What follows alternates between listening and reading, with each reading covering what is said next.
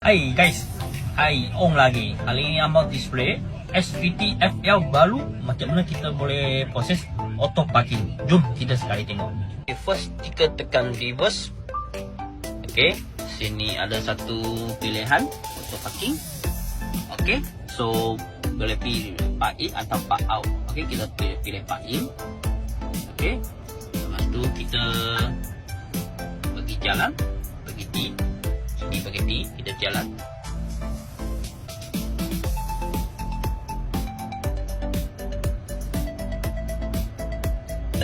Okey, tanda-tanda kita boleh tekan sini start.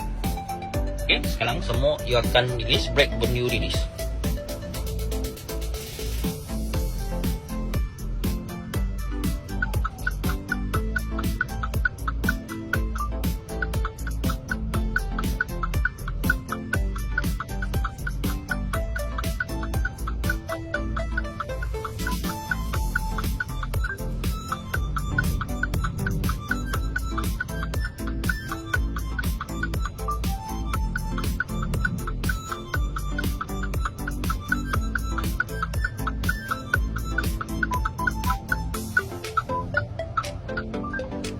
Okey, sudah siap dia akan.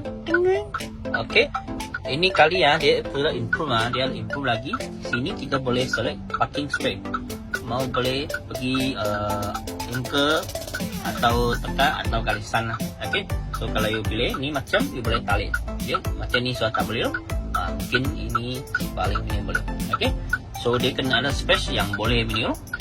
Dia punya function sama. Okey. Okay, second color buka auto parking. Sini ada satu APA, tekan saja. Sini pun boleh pilih park in, park out atau select parking space. Okay guys, kalau apa-apa boleh komen. Kalau suka video boleh share, like and comment. Bye bye, see you guys.